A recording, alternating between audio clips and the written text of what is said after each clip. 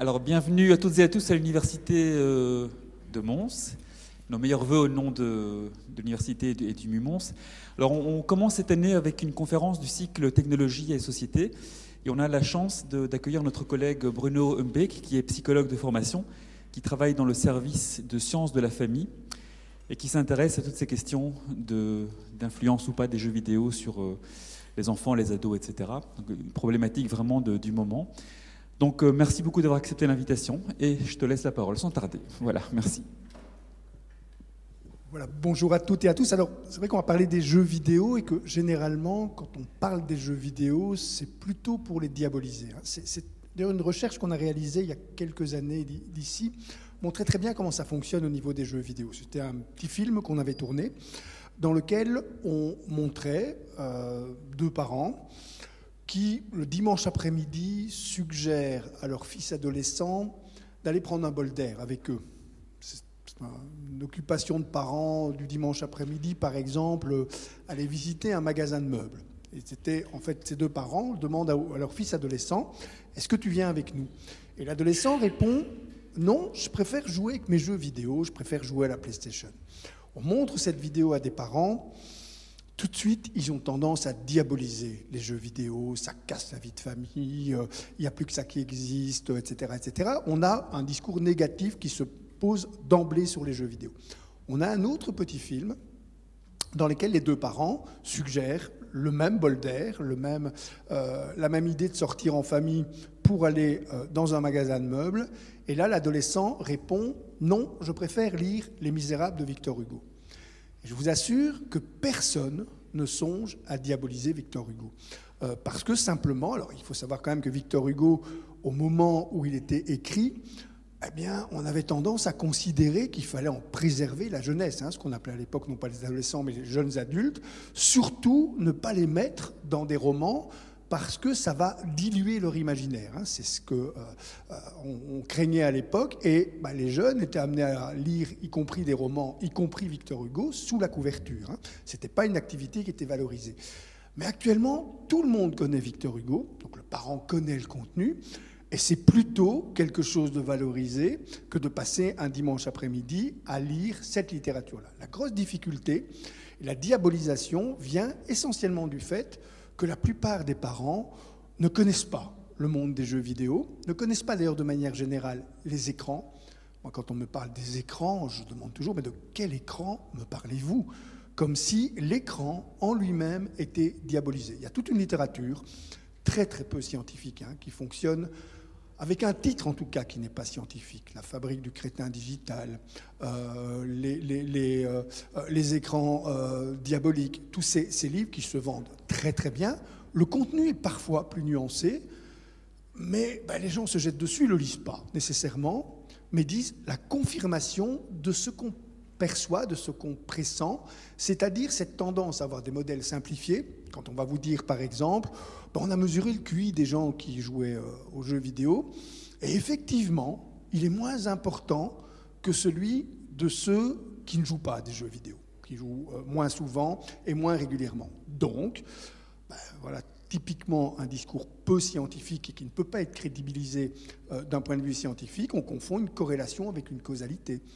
C'est vrai que si vous avez un QI moins important, c'est-à-dire en gros, pas que vous êtes moins intelligent, on le verra au cours de la conférence, mais que votre intelligence est moins scolaire, c'est-à-dire qu'elle fait moins partie des types d'intelligence valorisés à l'école, vous aurez tendance à vous réfugier dans des espaces comme les jeux vidéo. Donc à la base, vous avez un QI qui effectivement est sans doute moins important que ceux qui ont une intelligence qui va trouver l'opportunité de se réaliser pleinement à l'école.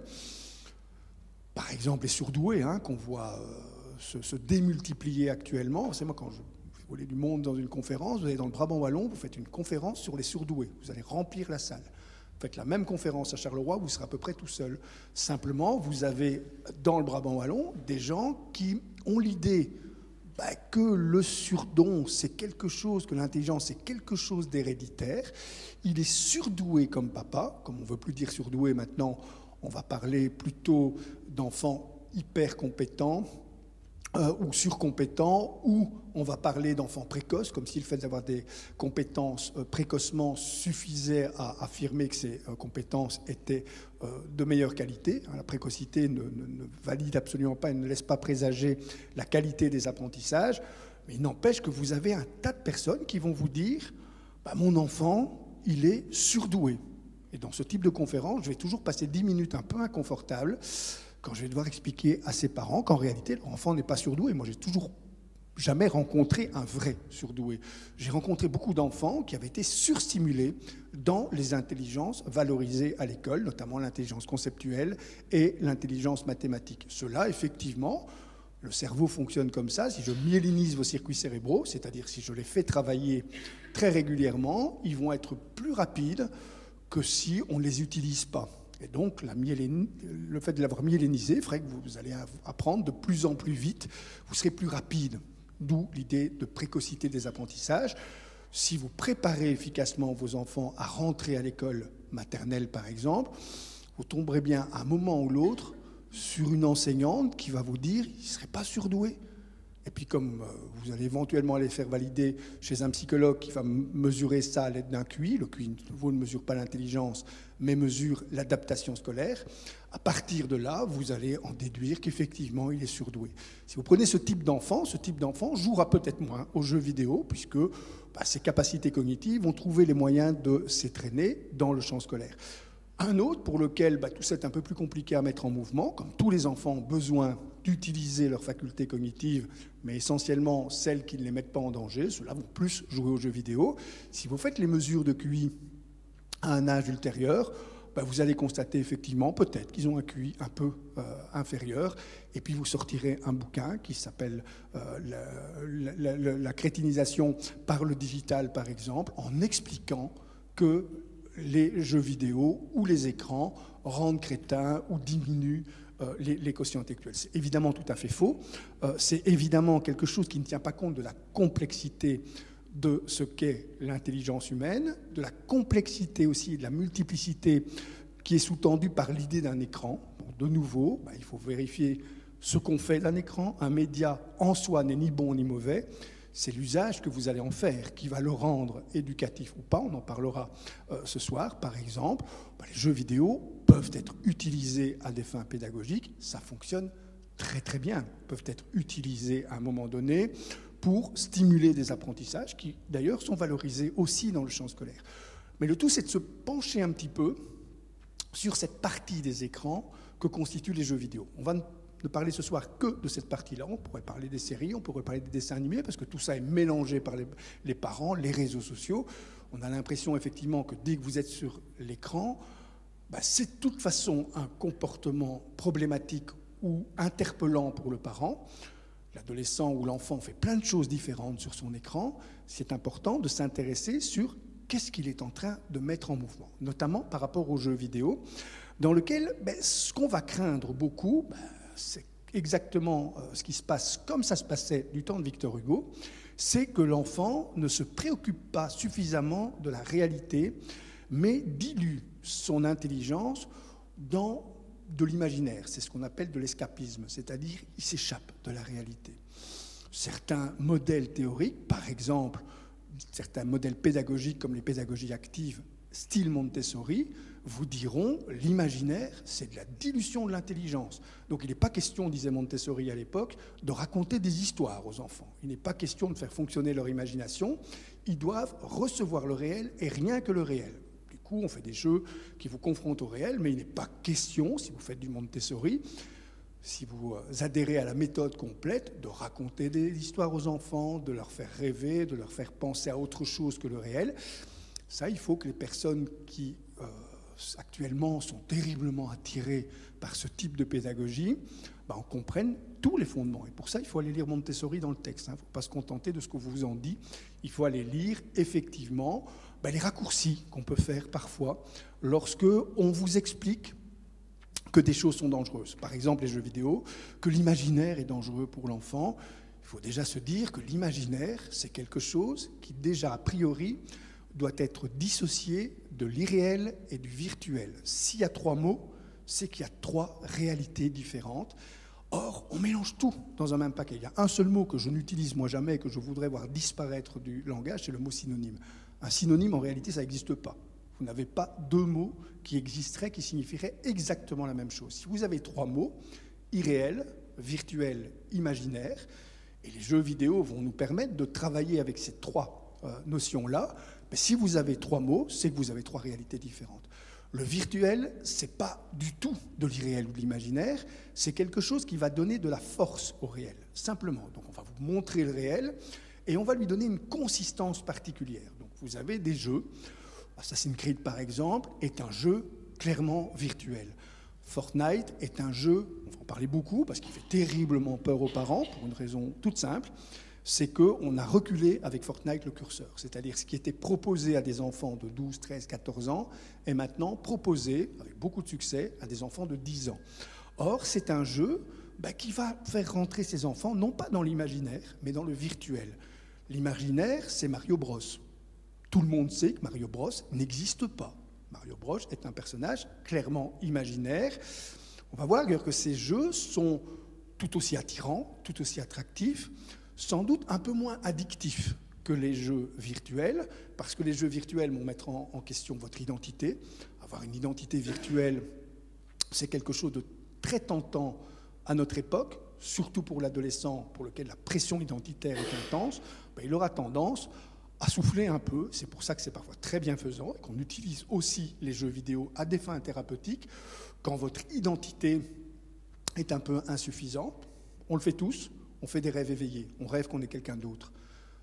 Parfois, on a du mal à l'avouer, mais pourtant c'est une réalité. Et plus vous êtes confronté à des situations difficiles, voire à des situations humiliantes, plus vous aurez tendance à vous réfugier dans ces réalités virtuelles. On verra si, effectivement, c'est dangereux ou pas. À quelles conditions? Est-ce que c'est quelque chose qui participe à la construction d'un être humain? À quelles conditions? Est-ce que c'est quelque chose dans lequel on pourrait éventuellement, mais ce n'est effectivement que très, très rarement et exceptionnellement le cas, quelque chose qui pourrait diluer votre assise identitaire.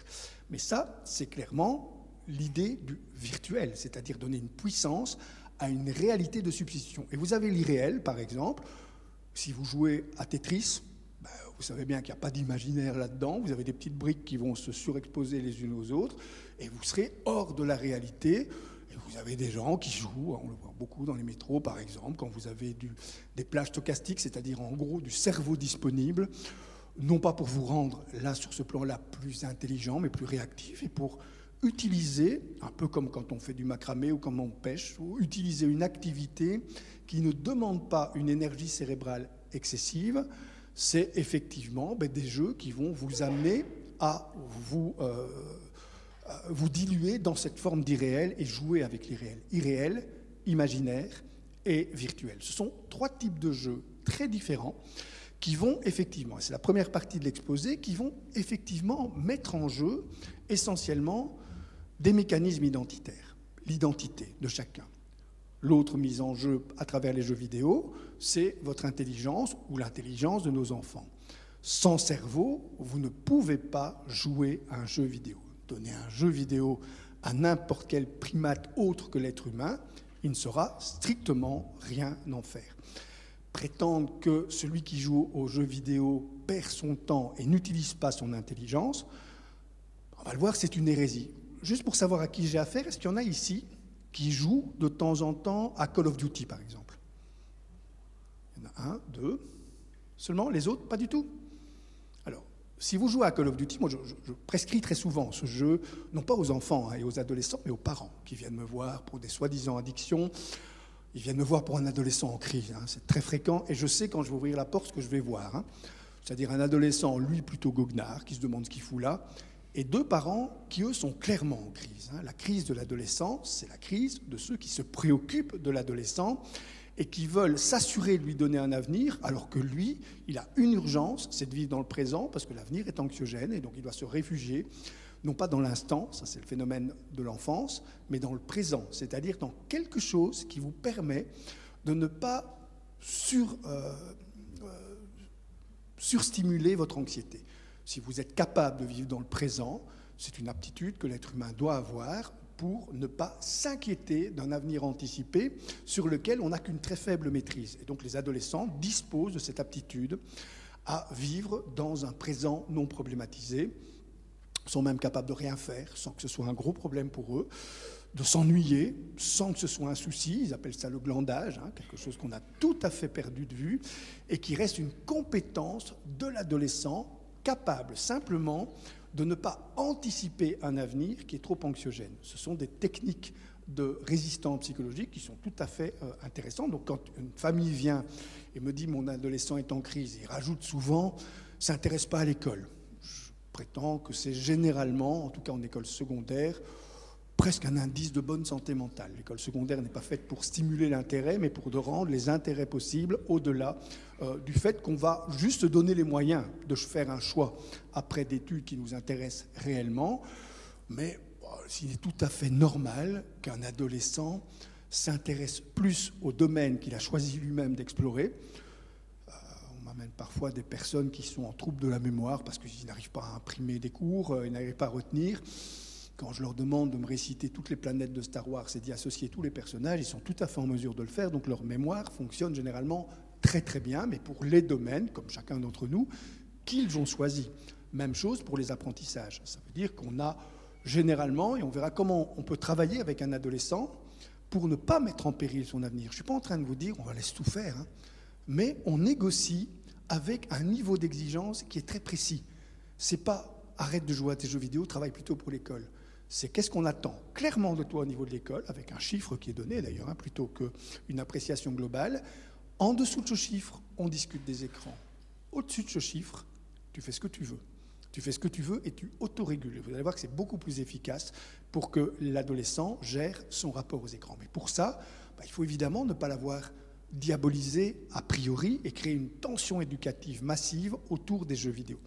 Les deux personnes qui jouent à Call of Duty sauront vous expliquer sans doute mieux que moi comment ils sont obligés, lorsqu'ils jouent à Call of Duty, de faire preuve d'une intelligence stratégique, d'une intelligence analytique et d'une intelligence procédurale.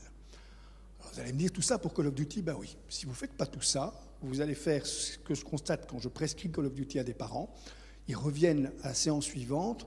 C'est pas facile, on s'en sort pas, on est dégommé tout de suite parce que effectivement, vous devez analyser un environnement, vous devez agir par étapes et vous devez développer une stratégie.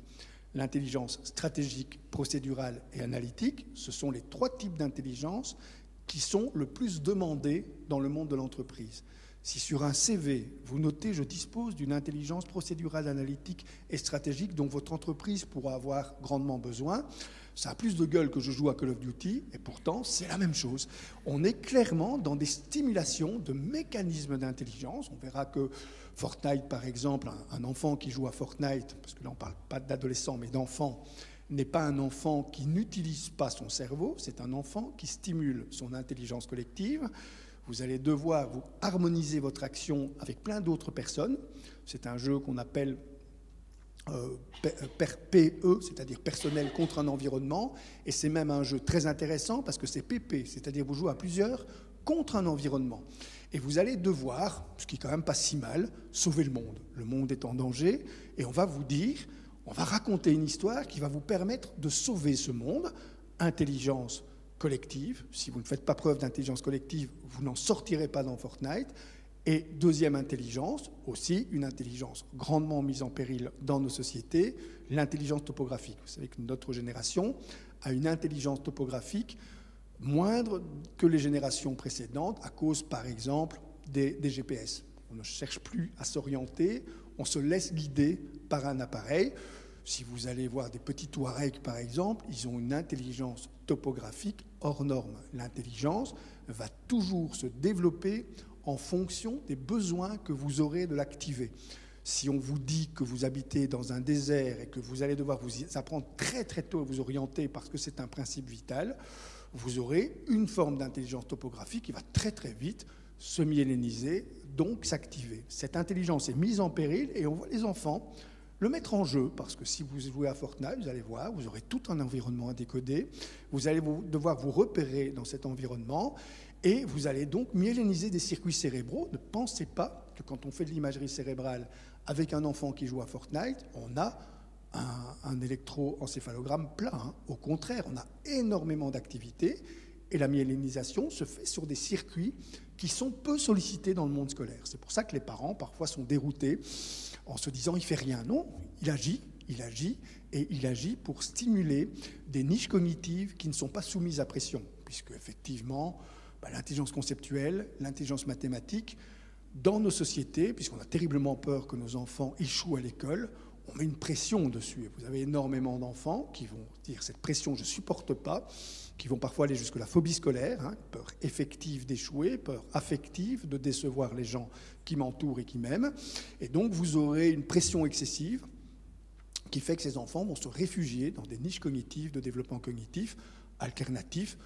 Ça peut être des séries qui demandent aussi une forme d'intelligence particulière. Ça peut être également des jeux comme Fortnite qui vont non seulement améliorer virtuellement votre capacité cognitive, mais qui vont aussi jouer sur vos compétences sociales. Parce que si vous écoutez des enfants ou des adolescents dans des bus, vous allez très très vite vous rendre compte qu'ils parlent énormément de leurs jeux vidéo et que ça crée entre eux beaucoup d'interactions. C'est un média transculturel même qui permet de transcender les cultures. J'étais récemment au Qatar et puis je regarde une cour de récréation, puisqu'on travaille sur les cours de récréation qataris, et vous aviez des petits-enfants qui sont avec le costume traditionnel du Qatar, et je les vois danser bizarrement. Je me dis, tiens, une danse folklorique qatari, sans doute. Et je les interroge pour dire, tiens, où est-ce que vous avez trouvé ? Et ils me regardent comme si j'étais un alien, y compris les petits francophones, en me disant, c'est la danse de Fortnite. Et ils étaient tous en train de s'harmoniser autour de mouvements qui leur permet effectivement d'avoir un discours commun. Parce que c'est ça aussi que met en jeu les jeux vidéo, notamment les jeux virtuels. Ça met en jeu des mondes totaux. C'est pour ça que les parents notamment, se sont terriblement inquiétés par rapport à Fortnite, parce que vous avez, sur ce plan-là, des mondes qui sont mis en jeu, complets. Et ça peut rendre effectivement le jeu très attractif. Certains vont dire addictif, mais quand vous avez tout un monde à explorer, quand ce monde est en plus non seulement un monde total, mais un monde étendu, parce que vous avez tout du merchandising autour, ça c'est le principe aussi, c'est-à-dire qu'on va vous donner des livres, on va vous donner des personnages, on va vous donner plein de choses autour de Fortnite, donc ça c'est le monde étendu, qui semble donc infini. Et troisième élément, celui qui effectivement crée le plus cette forme d'apparente addiction, et je suis très très très prudent en utilisant le mot addiction, parce que ce n'est pas une véritable addiction au sens où on l'entend, c'est juste une forte appétence. On va voir pourquoi, mais c'est un monde qu'on appelle persistant, c'est-à-dire qu'il continue à évoluer quand vous n'y jouez pas. Évidemment que c'est un peu compliqué quand vous savez que tous vos copains sont en train de faire évoluer une histoire, et que vous n'êtes pas dans cette histoire qui est en train d'évoluer. C'est ce qu'on trouvait jusqu'à présent chez beaucoup de jeux pour personnes plus âgées, par exemple dans Second Life, qui était un jeu qui était joué par beaucoup d'adultes même, qui vous permettait de devenir quelqu'un d'autre. Sur Second Life, je peux être une blonde platine, c'est pas un problème, il suffit que je crée un personnage qui est une blonde platine.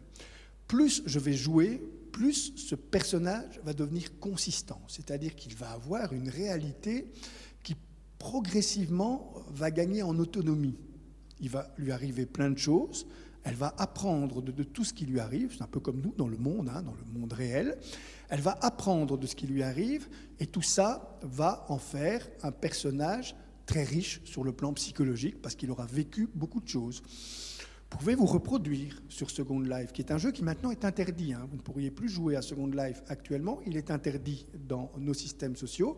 Il fonctionne encore dans quelques niches de personnes qui arrivent encore à jouer à Second Life, mais plus en achetant les jeux et les extensions, parce que c'est un jeu qui avait la prétention d'être infini.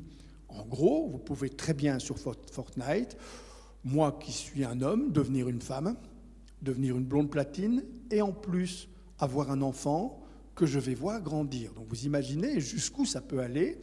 Si ma vie est un peu décevante, ma vie réelle, ma vie virtuelle peut être beaucoup plus intéressante et je risque effectivement de délaisser ma vie réelle au profit de ce qu'on appelle un avatar. Un avatar, c'est quelqu'un qui va exister à ma place. Je me souviens d'un colloque qu'on avait réalisé, où j'avais participé il y a quelques années à Barcelone, où la question qu'on se posait était évidemment qu'il faut des psychologues sur ce type d'espace. Donc, vous avez des banques, vous avez Coca-Cola est présent, vous avez l'ensemble du monde est reproduit sur ce monde virtuel qui fonctionne de manière autonome. Parce que si vous avez un personnage virtuel, moi j'en ai un autre, chacun va se mettre à exister de manière de plus en plus enrichie. Puis les contacts que nous allons avoir ensemble, moi je ne peux pas anticiper ce que vous allez faire vous, et ce que va faire votre avatar, et ce que vous allez faire avec votre avatar. Donc on aura toute une histoire qui va se mettre en jeu. On peut aller boire un verre ensemble, moi blonde platine, et vous peut-être un boxeur noir. Chacun choisit son avatar. On va se rencontrer sur Fortnite. Je ne sais pas si ce sera vous, personnage réel, ou si ce sera l'avatar que je vais rencontrer. En tout cas, il risque d'y avoir à un moment donné une confusion, à un point tel que lorsqu'il y a eu aux États-Unis une plainte qui a été déposée pour viol d'un avatar vis-à-vis d'un autre avatar, la plainte a été considérée comme recevable. Il n'y a pas eu de condamnation, mais en tout cas, la plainte a été considérée comme recevable parce que je ne peux pas faire ce que je veux avec vos avatars. C'est une partie de vous. Et la question qu'on s'était posée lors de ce colloque, qui était posée globalement, n'était pas est-ce qu'on doit être présent en tant que psychologue sur ces espaces, mais est-ce que quand on est présent sur ces espaces, on reçoit la personne réelle ou on reçoit son avatar. En gros, est-ce que je reçois le boxeur africain ou est-ce que je reçois la personne que vous êtes? Et la réponse tendait à dire on va plutôt recevoir la personne virtuelle parce que sur cet espace-là, on est aussi un psychologue virtuel. Donc vous voyez jusqu'où peut aller l'existence virtuelle. Alors évidemment que sur ce plan-là, sur le plan identitaire, quand je vous raconte des éléments comme ceux-là, en tant que parent, ça peut faire peur. On va se dire mais si la vie de mon enfant est à ce point décevante qu'il a besoin de se construire un avatar et qui finit par confusionner avec lui, c'est-à-dire en gros, qui n'est plus en mesure de revenir sur le monde réel. Et là, c'est effectivement ce à quoi on doit être attentif, pas seulement par rapport aux jeux vidéo, mais par rapport à tout ce qui est rêve, imaginaire, le rire, l'humour, qui est aussi un échappé dans l'imaginaire. Le rêve et l'imagination vont nous amener régulièrement à imaginer qu'on est quelqu'un d'autre. Je parlais tout à l'heure des rêves éveillés. Le rêve éveillé est quelque chose qui est très peu étudié chez l'être humain. On étudie beaucoup plus le rêve nocturne, qui en réalité a beaucoup moins d'intérêt. J'apprendrai beaucoup moins de vous si vous me racontez, comme l'ont fait des tas de personnes en psychanalyse, vos rêves diurnes. C'est de l'énergie cérébrale débridée qui fait des associations librement à l'intérieur de votre tête en fonction des éléments qui vous préoccupent, d'éléments symboliques, etc. Ça peut avoir un certain intérêt si vous versez dans l'exploration de l'inconscient, pour autant que vous pensez que cet inconscient existe, ça regarde chacun d'entre nous. Mais ce qui est beaucoup plus intéressant, c'est que chacun ou chacune d'entre vous, vous puissiez nous raconter vos rêves éveillés. Juste une petite question que je vais vous poser. Qui fait des rêves éveillés ici? Pas beaucoup. Principe tous, mais on n'avoue pas facilement.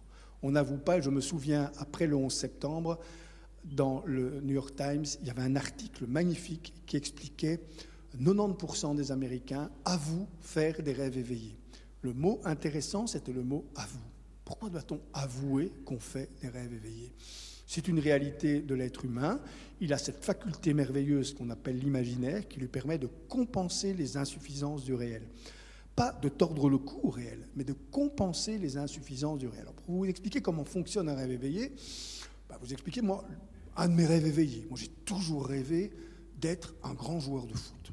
J'ai fait une carrière lamentable, j'ai jamais dépassé la 4e provinciale, mais j'aurais toujours voulu être un grand joueur de foot. Et je vais vous prendre à témoin d'un de mes rêves éveillés préférés, celui que je réalise quand j'ai des plages stochastiques, c'est-à-dire quand vous avez du cerveau disponible. Il faut bien l'occuper. Eh bien, pourquoi ne l'occupez-vous pas en faisant des rêves éveillés? Je soupçonne que plus de personnes que les quelques-uns qui ont avoué en faire utilisent ces plages stochastiques pour rêver qu'ils sont quelqu'un d'autre. Moi, j'utilise ces périodes pour rêver que je suis un grand joueur de foot. À peu près toujours le même genre de rêve. je marque un but à la dernière minute, je déborde, et puis un tir merveilleux dans la lucarne, et je gagne une Champions League. Question qu'on peut vous poser, est-ce que je suis malade? Est-ce que je suis, selon vous, ce qui correspond à l'idée qu'on se fait d'un fou? Oui, non? Je ne vais pas vous laisser répondre, hein, vous êtes bien gentil de dire non, mais certains vont peut-être penser un peu que oui. Parce qu'effectivement, le risque de la déraison, il se positionne si je ne respecte pas ce qu'on appelle les règles de l'imaginaire. C'est-à-dire le partage des règles avec les autres. Je suis obligé de partager des règles avec ceux qui vont soit partager mon imaginaire en sachant qu'on est tous ensemble dans un imaginaire, soit des gens qui sont effectivement, si j'essaye de vous faire croire que j'ai réalisé effectivement plusieurs finales, plusieurs buts, que je les ai réellement marqués, eh ben, on ne va pas partager les mêmes règles. Vous allez me dire, le gars, il est un peu tordu. Et vous allez là, effectivement, vous dire, ce type est un toqué. Parce qu'il faut partager des règles dans l'imaginaire et du réel. On va voir comment les enfants l'apprennent très très tôt, comment certaines œuvres comme Harry Potter leur permettent de le concevoir très très vite. Mais il faut nécessairement qu'il y ait ce premier élément, on partage les règles de la réalité avec les autres. C'est ce qui va me permettre aussi de considérer que quelqu'un est soumis à une hallucination. Si vous êtes soumis à une hallucination, ce que vous allez voir va avoir la consistance du réel. Si je vous dis non, ça n'existe pas, vous allez me dire si, ça existe puisque je le vois. Et effectivement, dans votre réalité, c'est quelque chose d'avéré. Avec un paranoïaque, n'essayez pas de lui démontrer qu'il a tort de croire que tout le monde lui en veut, parce qu'il va s'imaginer que vous faites partie d'un complot général et que vous lui en voulez aussi. Vous devez faire ce qu'on appelle, si vous voulez assurer sa compliance, avoir une forme d'adhésion en disant on comprend, que vous puissiez penser que tout le monde vous en veut. Je trouve que ça doit être très difficile à vivre. Là, vous allez avoir une adhésion thérapeutique. Donc, quand on est dans l'hallucination, qui est une forme de maladie mentale, eh bien, on doit jouer avec ces règles. Quand on est dans l'imaginaire, absolument pas. On doit pouvoir dire, là, les règles ne sont pas les mêmes et je les modifie parce que je suis dans un autre espace. Le deuxième, c'est justement qu'on est dans un espace qui est clairement séparé. Il y a un principe de séparation. Si je continue ici maintenant à m'imaginer que j'ai gagné ces Champions League, là, j'ai un problème de santé mentale parce que effectivement, je suis dans un espace où je suis censé délaisser mes rêves. Et troisième élément, je suis ancré dans une réalité dans laquelle le principe que j'ai mis en chantier pendant mon rêve n'existe plus. Ancrage dans la réalité, partage de règles et principe de séparation. Si vous avez les trois mécanismes, vous pouvez utiliser l'imaginaire sans la moindre réserve. C'est ce qu'on va devoir apprendre très très tôt à nos enfants. C'est-à-dire cette confusion qu'on peut faire entre le rêve, l'imaginaire et la réalité. Petit exemple pour montrer comment, finalement, on est généralement un bon parent quand on pense ne pas l'être réellement. Je suis avec mon petit garçon de 5 ans sur une route et il me dit « Arrête-toi, il y a Bugs Bunny qui est sur le côté de la route ». Comme je suis un père postmoderne, j'obéis à mes enfants, je m'arrête automatiquement et je fais rentrer Bugs Bunny dans ma voiture. Ne me regardez pas avec étonnement, on joue, hein, donc il n'y a pas de Bugs Bunny réellement, mais on joue à Bugs Bunny. Bugs Bunny rentre dans notre imaginaire dans la voiture, et mon petit garçon me présente à Bugs Bunny, etc. C'est ça l'imaginaire et le réel, c'est ça le mélange qui est fait de plus en plus dans la tête des enfants, parce que vous aurez un dessin animé de Bugs Bunny dans lequel Bugs Bunny va rencontrer Michael Jordan. Michael Jordan est un personnage réel, Bugs Bunny est un personnage imaginaire. Vous imaginez tout le décodage qui doit se faire chez l'enfant. Et vous aurez comme ça des frontières de l'imaginaire. Si vous allez à Euro Disney, vous allez avoir des personnes qui vont sortir de l'écran, qui vont se retrouver dans la réalité. Et vous aurez une confusion qu'on va entretenir. C'est un jeu qu'on fait beaucoup actuellement, le jeu sur l'imaginaire, sur le réel, avec l'idée qu'on pourrait passer de l'un à l'autre. Ici, on est en train de jouer. Alors, est-ce que je risque de rendre mon enfant fou si je joue avec lui à adhérer dans l'imaginaire? Alors, probablement pas, et certainement pas si je suis un parent normalement défaillant. C'est-à-dire que le lendemain, on se retrouve sur la même route. Il pleut, je suis d'une humeur massacrante. Il me dit « Arrête-toi, Bugs Bunny, sur le bord de la route. » Je dis « Tu ne vas pas encore m'emmerder avec ton Bugs Bunny. » Là, il a compris. Je ne partage pas les règles avec lui. on ne joue plus. Et c'est important qu'on ait des espaces clairement dissociés qui disent là on joue. C'est pour ça qu'un jeu vidéo est très salutaire sur le plan de l'entrée dans l'imaginaire. L'enfant sait qu'il joue. Lorsque les parents s'inquiètent parce que les jeux ont soi-disant des contenus violents, ça fait toujours beaucoup rire les enfants et encore plus les adolescents qui me disent mais c'est un jeu, on tue personne. Quand vous avez un raccourci épouvantable qui a été pris comme récemment, je l'ai entendu aux actualités, où un petit garçon tue son enseignante au Mexique, et puis réponse est raccourcie sur le plan des causalités, ah ben il joue à des jeux vidéo. Mais non, il a évidemment d'autres troubles, et ceux-là sont en train, heureusement, d'être découverts dans un second temps, parce qu'heureusement que les enquêtes ne se résument pas à ce que les journaux en disent, parce que le réflexe pourrait dire, évidemment, on montre des jeux vidéo. Vous savez, les enfants ont toujours joué à la guerre. C'est même comme ça qu'on vérifie qu'ils sont dans des reprises de développement. Ils font des revolvers avec leurs doigts. Quand vous avez un pays en guerre, le moment où effectivement les mécanismes de résilience se mettent en jeu, c'est quand les enfants se remettent à jouer à la guerre. C'est le simple fait qu'on doit diluer son agressivité, ses rapports hiérarchiques à l'intérieur des groupes. Donc ce jeu de guerre, ce jeu de compétition, ce qui, dans le jeu, est appelé l'aegon, c'est-à-dire le fait de se mettre en compétition avec les autres.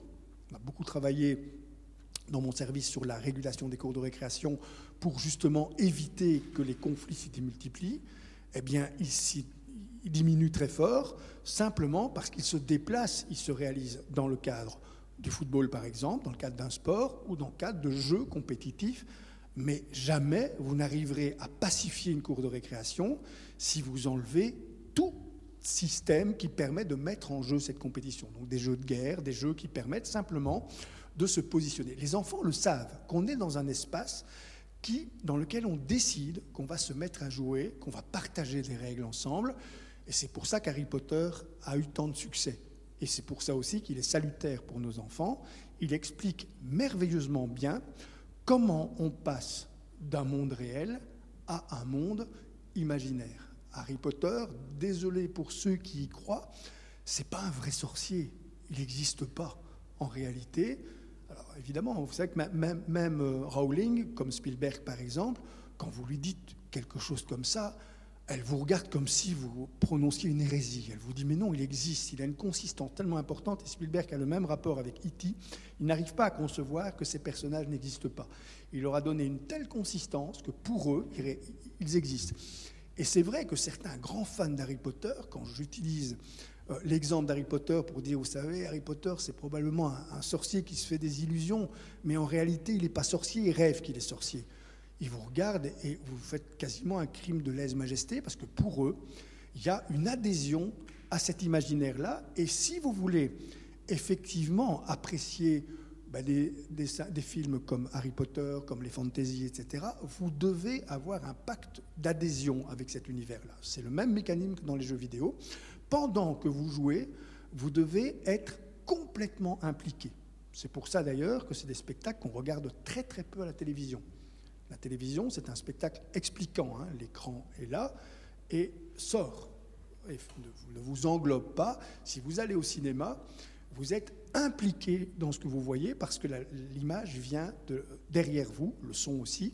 Et donc, vous allez être intégré dans l'image, en gros, et vous allez adhérer. Les vrais fans du Seigneur des Anneaux, par exemple, ou de Harry Potter, vous diront, ça ne se regarde pas à la télé, on va voir au cinéma, et on doit adhérer complètement à l'univers. C'est le principe qu'on a dans beaucoup de jeux vidéo, une adhésion à l'univers. Là où Harry Potter est très puissant, c'est qu'effectivement, il apprend aux enfants qu'il y a des codes pour ça, et qu'il y a des moments. La voie 9/3/4, elle n'existe pas. C'est juste quelque chose, un signe qui vous dit, là, je rentre dans l'imaginaire.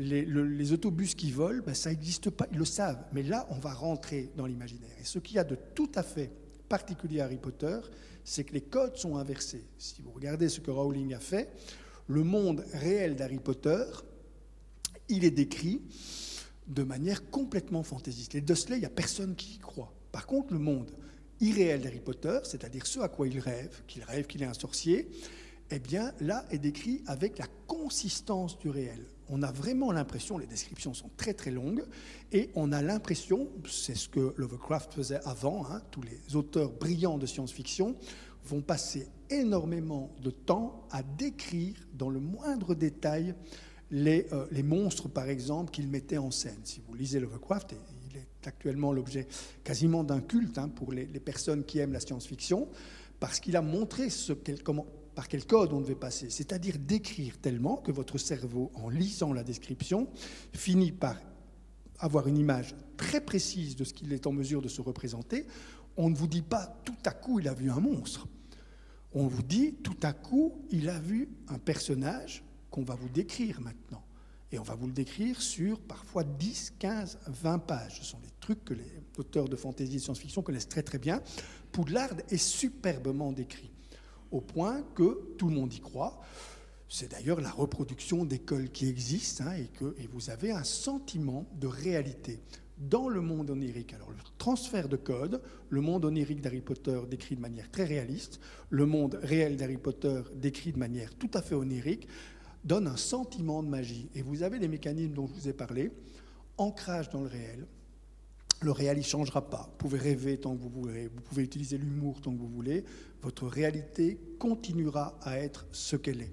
C'est pour ça qu'Harry Potter, quand il s'en va à Poudlard, il revient après à sa réalité. Sa réalité n'a pas changé. Dans le réel, il ne peut pas être un sorcier. C'est ce qu'on comprend quand on a une leçon sur les rêves.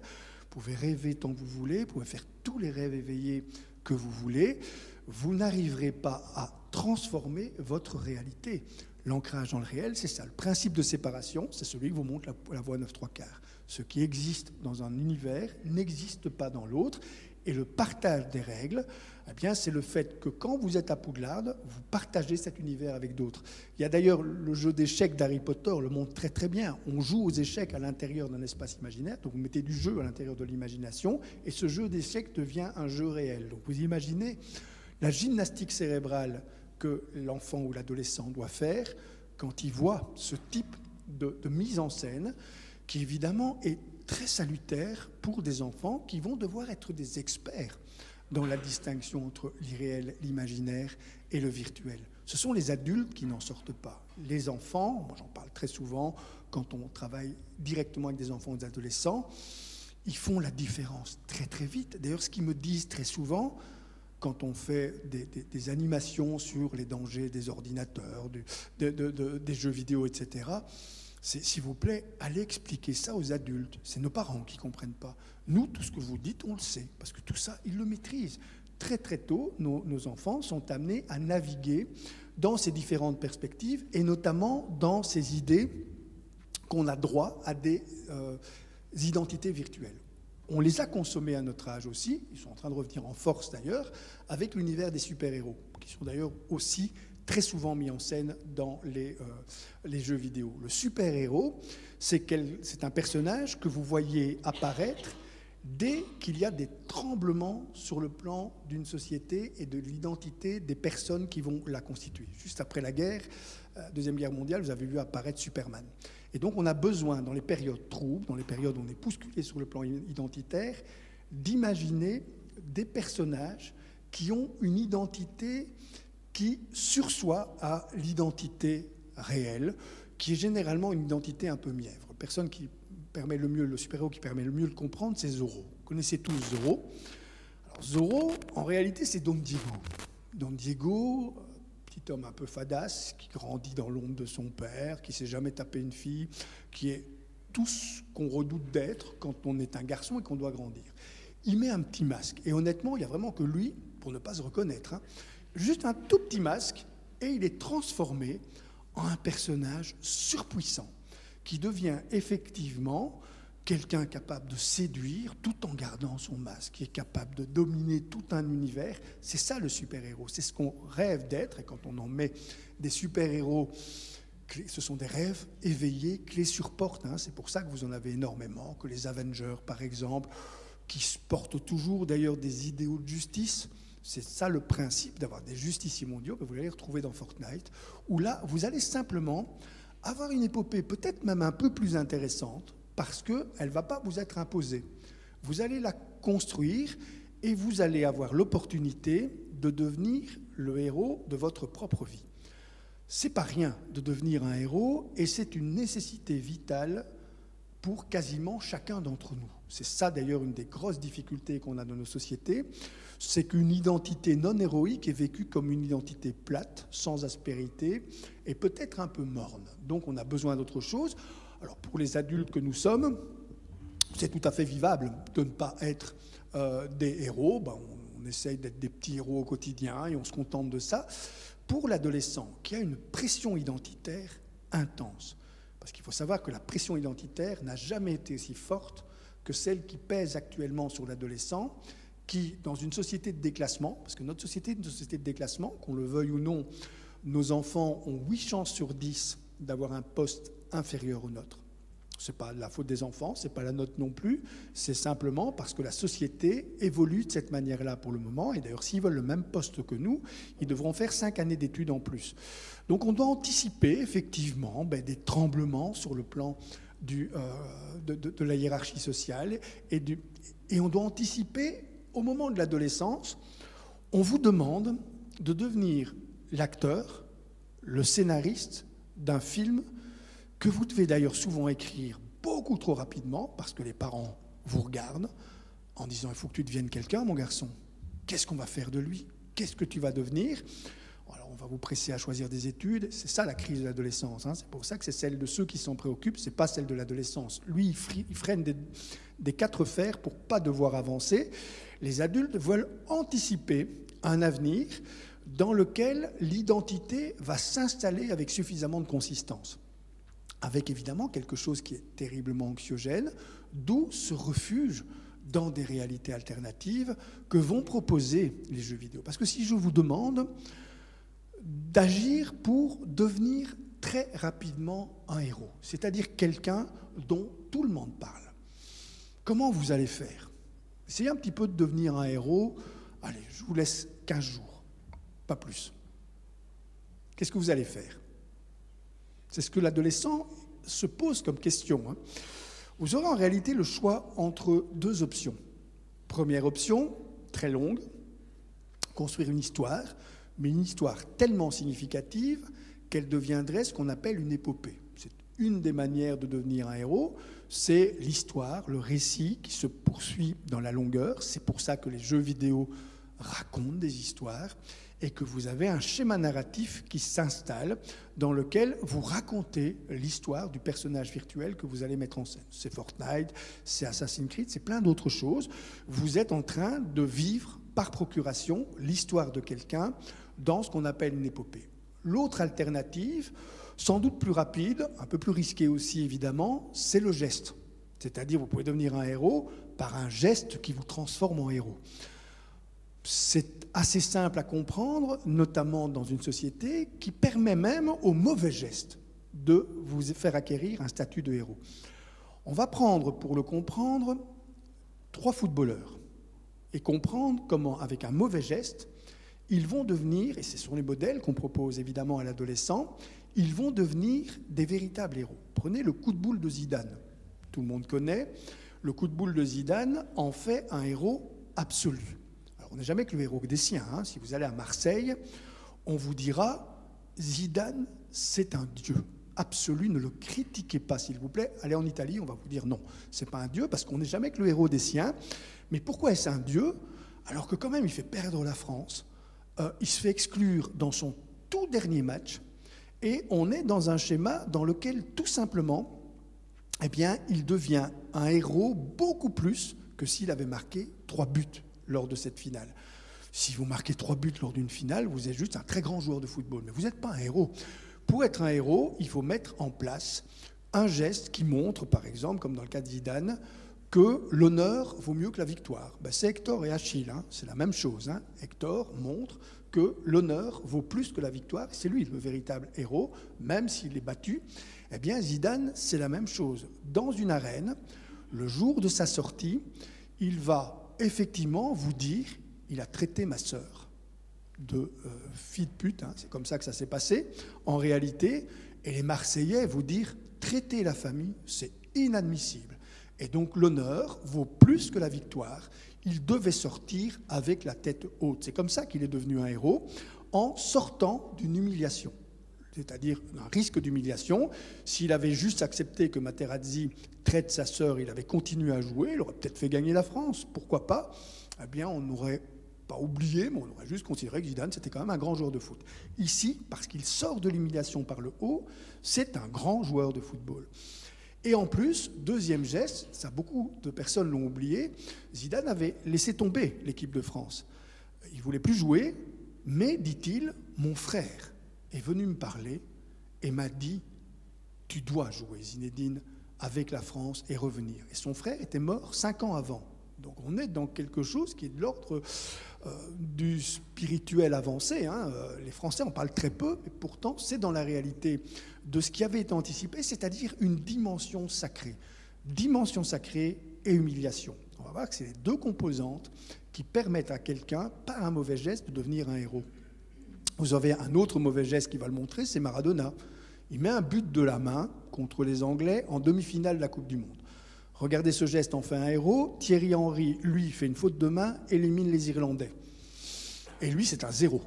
Parce que, effectivement, les Français sont complètement gênés par ça. Ils s'en vont en Coupe du Monde, ils ne gagnent pas un match, ils ne marquent pas un but. Contre-épopée absolue. Personne n'a fait de Thierry Henry un héros. Comment expliquer que la même faute de main, qui est suicidaire sur un terrain de football dans lequel vous avez des caméras partout, il faut être fou pour faire une faute de main. Simplement, vous avez un arrière-fond qui est les Malouines. L'Argentine est humiliée par l'Angleterre et donc tout est bon pour racheter cette humiliation. Et en plus, Maradona a une fulgurance, je ne sais pas s'il y a pensé réellement ou si c'est venu spontanément. Quand on lui demande est-ce qu'il y a une faute, il dit non, c'était la main de Dieu. Il relie au sacré sur un fond d'humiliation. Regardez Thierry Henry, il élimine les Irlandais. Les Irlandais, personne n'a de contentieux avec eux, ils sont plutôt sympas, donc il n'y a pas d'humiliation en tout cas. Et il ne relie rien au sacré. Quand il se fait prendre, il met ses mains derrière son dos, il propose même de rejouer le match quelques jours après. Et donc il a un profil bas, l'un est un héros, l'autre un 0. Eh bien, la dimension sacrée, vous allez la retrouver aussi dans les jeux vidéo. On n'est pas dans des combats inutiles, vains, Fortnite, vous allez quand même sauver la planète. Et vous avez effectivement des dimensions sacrées chez des enfants qui vivent énormément de petites traces d'humiliation permanente, etc.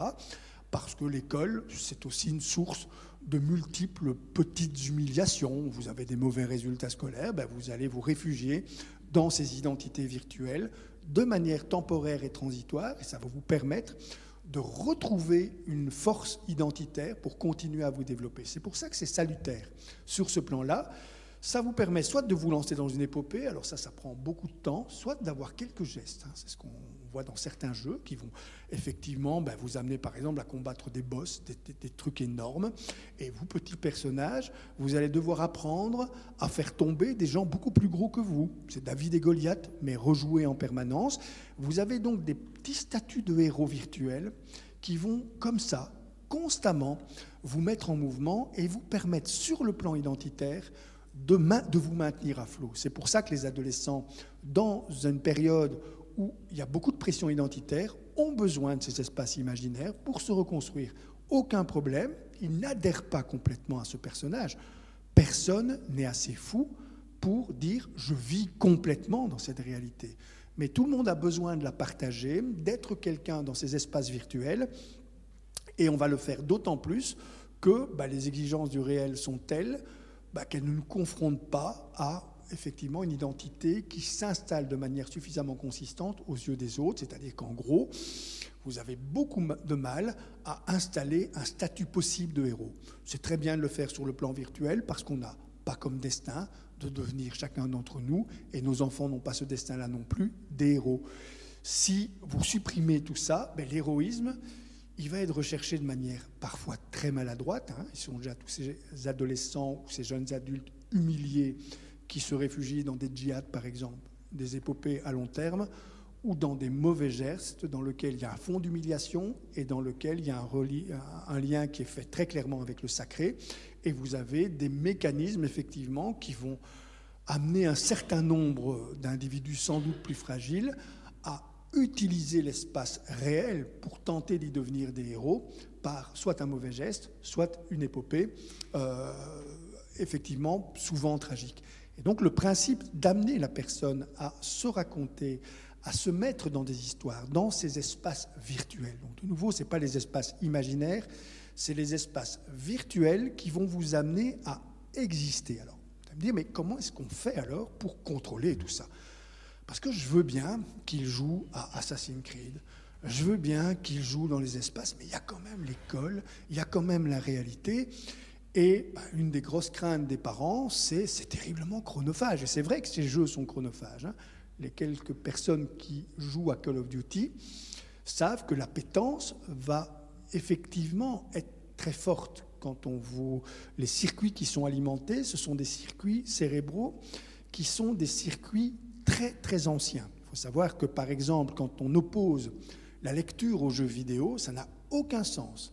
Pour chacun d'entre nous, ça doit être la lecture et les jeux vidéo. Ce sont deux activités qui sollicitent des circuits cérébraux qui n'ont rien à voir les uns avec les autres.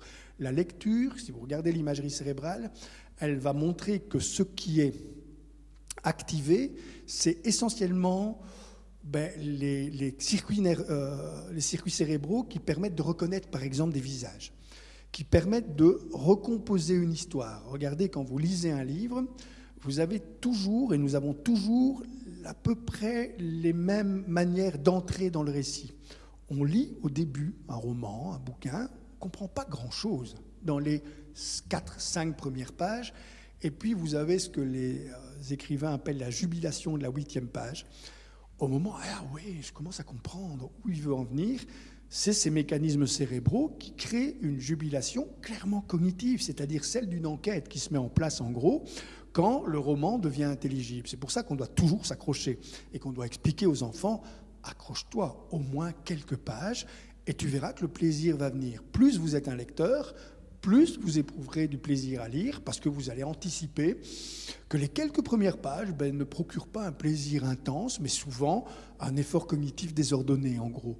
Et puis, vous avez la jubilation qui est réelle de l'individu qui se met à comprendre. Dans les jeux vidéo, ce n'est pas du tout ces circuits cérébraux qui sont activés, ce sont les mêmes circuits cérébraux qui sont activés quand vous êtes dans un schéma de chasse. Quand vous faites de la prédation, par exemple, que vous poursuivez un gibier, vous avez des mécanismes qui sont très très proches, c'est pour ça qu'ils sont beaucoup plus archaïques, qui sont proches de la survie.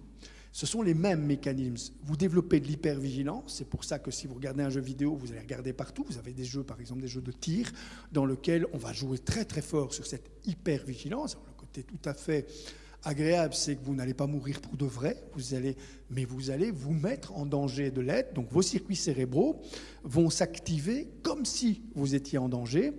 Et quand vous échappez à ce danger, vous avez la jubilation du survivant, ou quand vous atteignez votre proie, vous avez la jubilation que les chasseurs connaissent, pour le meilleur ou pour le pire. Il ne s'agit pas d'être pour ou contre, il s'agit de comprendre des mécanismes qui sont ceux qui permettent simplement d'alimenter des circuits qu'on appelle simplement les circuits de récompense. Ceux-là sont très facilement activés, ils sont plus archaïques, plus faciles à activer. Ce qui fait que si vous proposez un livre ou un jeu vidéo, comme on le fait trop, c'est l'un ou l'autre, c'est un peu comme si vous proposiez du chocolat et de la salade. Évidemment qu'on va prendre le chocolat, ça va stimuler beaucoup plus facilement les circuits de récompense.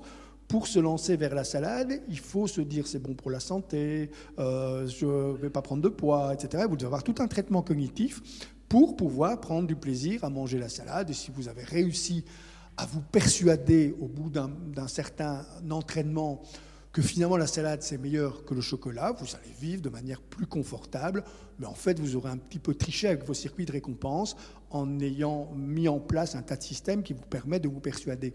Le livre et le jeu vidéo, quand les parents le mettent en confrontation, il n'y a pas photo, il y a une attraction supérieure pour le jeu vidéo. Donc ça doit être le livre et le jeu vidéo, c'est-à-dire, ok, le jeu vidéo, on comprend que ça te donne du plaisir. Et effectivement, ça ne te rend pas idiot, ça c'est important, ne pas en faire un objet de confrontation. Ça ne rend pas idiot les jeux vidéo et ça te permet effectivement d'obtenir des vrais moments de plaisir. Mais peut-être un peu trop longtemps. Et donc, il va falloir gérer ça, non pas en mettant en place des règles temporelles, parce que ça, beaucoup de parents le font, puis ils rentrent dans un bras de fer pas possible. Par exemple, ils appellent leur gamin sur le coup de 7 heures parce qu'on mange. Maman a décidé qu'à 7 heures, on mangeait. Et le gamin, il n'a pas protégé sa partie. Et on l'appelle. Maman a décidé que tous les jours, à 7 heures, d'ailleurs, il fallait que la famille mange et se réunisse. C'est ce qu'on appelle des rituels homéostatiques. Les mamans ont tendance à vouloir en avoir plus que les papas. D'ailleurs, dans les familles, ça crée parfois beaucoup de conflits. Maman veut absolument que tous les jours, à 7 heures, la famille se réunisse, mange pendant un temps suffisamment long que pour avoir des conversations agréables. Et donc ça, c'est une demande de maman. Moi, j'ai énormément de consultations avec des mamans comme ça qui me disent, moi, je trouve que on n'a plus de vie de famille. Le papa, lui, il me dit, moi je fais ce que je peux pour maintenir la paix, mais chaque dîner, chaque souper tourne en bagarre absolue, parce que le gamin, il descend déjà avec 10 minutes, voire un quart d'heure de retard, parce qu'il devait enregistrer sa partie, puis il se retrouve à table, il se dépêche de manger pour retourner jouer. Résultat, maman s'énerve, les conversations agréables, on n'y pense même plus, on se retrouve devant un lieu qui est investi d'énormément de tensions. Et on va devoir travailler pour que tout le monde y trouve son compte. C'est-à-dire que le rituel homéostatique, il va falloir qu'il fonctionne. Parce que maman en a besoin. Il faudra que l'adolescent le comprenne. Donc, par exemple, ce que je fais régulièrement quand j'ai des familles en crise par rapport à ce type de problématique, je leur dis, voilà, un repas, ça doit durer 23 minutes et 12 secondes. Il me regarde comme si j'étais un alien en disant « Mais non, ce sera 23 minutes et 12 secondes et ça, on ne va pas le discuter. Il y aura même un chronomètre pour l'établir. » En compensation, maman va devoir prévoir le repas avec, en tout cas, au moins un quart d'heure d'avance parce que tu ne pourras pas dire que tu n'as pas enregistré ta partie. Il n'y a aucun jeu qui ne s'enregistre pas au moins tous les quarts d'heure. Donc, vous faites un premier avertissement pour dire, et vous montrez par là que vous considérez que le jeu a suffisamment d'importance. C'est ça, concevoir l'univers d'un autre. Si pour vous, tout ça n'a aucune importance, mais vous êtes en train de jouer à un jeu dans lequel vous accumulez de l'expérience, vous venez de jouer pendant 2 heures, et puis on vous appelle, on coupe les plombs, au sens plein du terme, c'est-à-dire que vous coupez l'électricité, là, vous êtes sûr qu'au moins les plombs vont péter chez quelqu'un, c'est chez l'adolescent, qui va dire, mais elle ne comprend pas, ça fait 2 heures que je joue. En plus, je joue avec les autres. Ça veut dire que je pénalise tous les autres en n'enregistrant pas ce que je viens de faire. Et vous avez, à ce moment-là, des tensions absolues. Si vous expliquez simplement, je sais que tu as besoin d'enregistrer tes parties, donc je te préviens maintenant, et tu seras là dans un quart d'heure. Et pendant 23 minutes et 12 secondes, ça peut être 17 minutes, tout ça, mettez le chiffre que vous voulez, il ne sera pas question de quitter la table. Ça veut dire que le gamin ne va pas être tenté d'essayer de manger le plus vite possible. Au début, on se retrouve là pendant 23 minutes et 17 secondes, et c'est un peu artificiel. On finit même par en rigoler, parce qu'on se dit, il a dit qu'on devait rester, donc on reste. Et puis finalement, en tant qu'affaire, autant parler. Et on se retrouve avec un repas dans lequel vous avez des vraies conversations familiales. Maman est contente, le gamin sait qu'on a respecté sa temporalité, il va pouvoir retourner à son jeu après, mais tout ça dans un climat qui est détendu. Le problème des jeux vidéo, c'est que ce sont des arguments pour mettre de la tension sur autre chose que le jeu vidéo, mais sur l'organisation, notamment par exemple de la vie familiale complètement. Les exigences des parents. Je ne suis pas en train de vous dire, rentrez chez vous, laissez faire vos gosses, laissez-les jouer aux jeux vidéo, vous verrez, ça fonctionnera bien. Je suis en train de vous dire, ne vous en méfiez pas trop. Les jeux vidéo, d'ailleurs, quand les écoles vont enfin, et beaucoup commencent à le faire, et vous avez un jeu qui le montre très très bien, c'est Assassin's Creed. Si vous jouez à ce jeu, il y en a qui jouent à Assassin's Creed ici. Vous avez sans doute alors discuté avec Robespierre. Vous avez sans doute, si vous avez pris Odyssée, discuté avec Platon, ce qui est quand même pas rien, avec Aristote, avec Thucydide.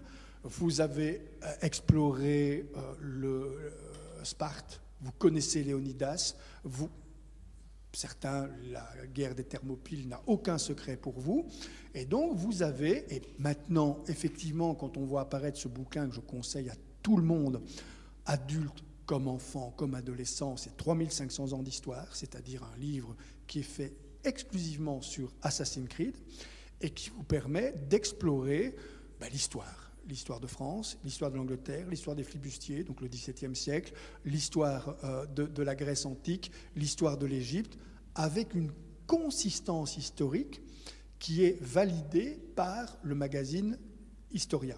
Donc, ce sont des gens qui travaillent en collaboration avec les concepteurs du jeu pour que l'univers, et d'ailleurs vous avez deux versions, vous avez la version Assassin's Creed dans laquelle vous jouez, vous avez une autre version qui est Assassin's Creed Exploration, dans laquelle vous allez juste explorer les différents univers. Donc vous allez vous balader à Sparte, vous allez vous balader avec une reproduction des monuments tels qu'ils étaient à l'époque. Vous allez être sur le forum, vous allez voir comment fonctionne un vrai forum démocratique.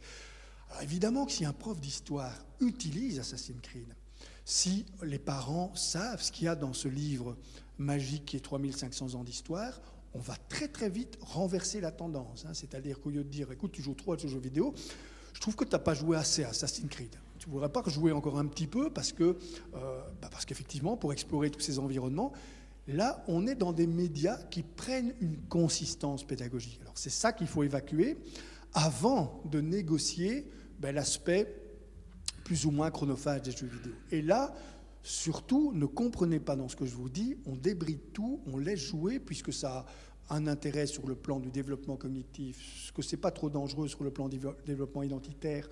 Au contraire, ça fait plutôt office de soupape.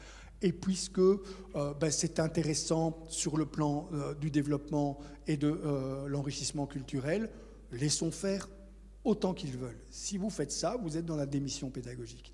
La démission pédagogique, c'est quand vous renoncez à un moment donné à mettre en place des balises qui permettent, 1, de préserver la santé de votre enfant, 2, de préserver son avenir, c'est-à-dire de l'amener à réussir sur le plan scolaire. C'est pour ça que lorsqu'on veut travailler efficacement le rapport aux écrans, et plus précisément aux jeux vidéo, on doit promouvoir ce que Tisseron appelle les 3A.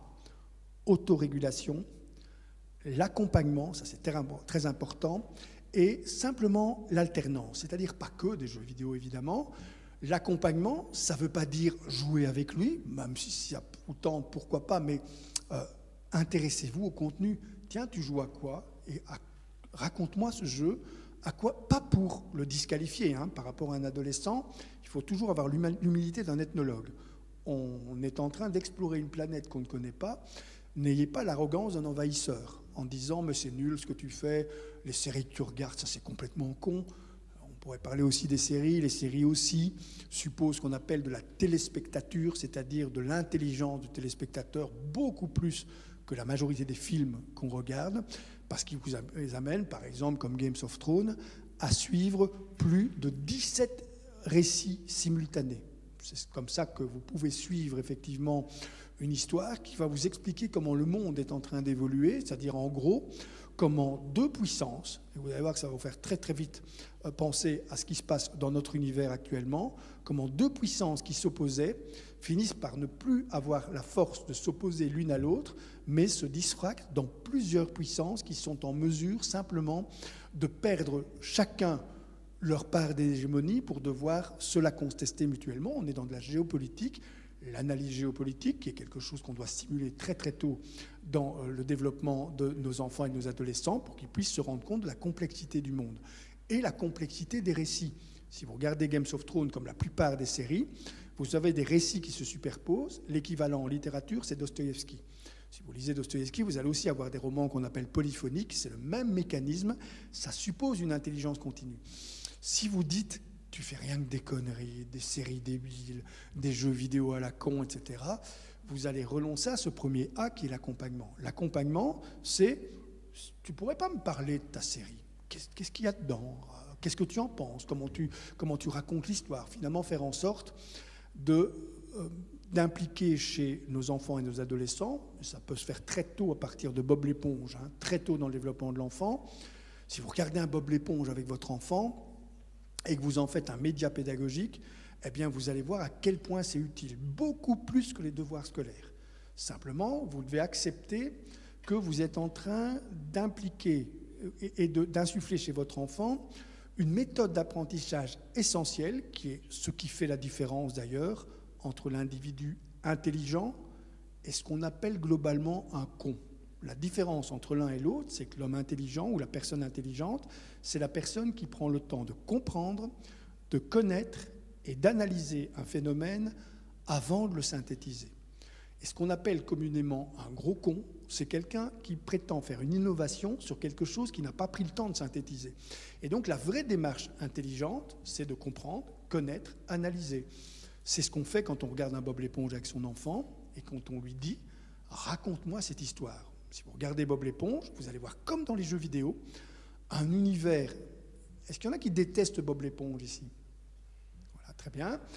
Il y en a qui aiment Bob l'éponge? Quelques-uns. Alors, qui aime Kirikou, par exemple? Généralement, on aime Kirikou quand on déteste Bob l'éponge. Hein. Donc là, vous avez un profil atypique.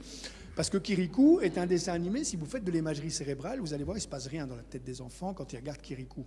Kirikou, si vous voulez vérifier si vous êtes dans un contexte d'hyperparentalité, vous demandez à un enfant, c'est quoi ton dessin animé préféré? S'il regarde ses parents et qu'il dit Kirikou, contexte d'hyperparentalité. L'enfant utilise effectivement les goûts de ses parents qui voudraient que l'enfant aime Kirikou, mais Kirikou met en jeu des concepts qui sont absolument hors de portée de l'enfant. Tolérance, respect, etc. C'est des mots qui chantent pour qu'il ne parle. Pour lui, ça ne veut rien dire. Ça ne constitue pas un univers intelligible pour lui. Par contre, Bob l'éponge va mettre en scène, et si vous faites de l'imagerie cérébrale, vous allez voir la différence. Un cerveau qui bouge dans tous les sens.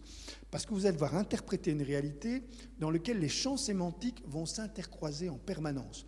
Vous êtes au fond de la mer avec une éponge qui est un ustensile de cuisine mais qui en même temps est un poisson.